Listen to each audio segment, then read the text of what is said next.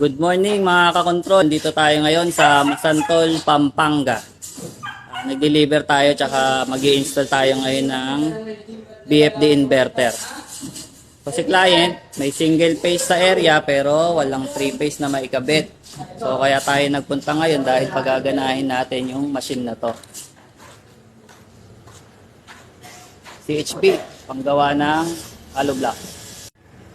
Ito nga pala yung gawa ni Control A. So ito yung dineliver nating panel. Si paring Rex at si paring Mon. Ito yung ating BFD control panel. I-integrate natin yan dito sa CHP machine. Tite-testing natin ito after namin magtrabaho.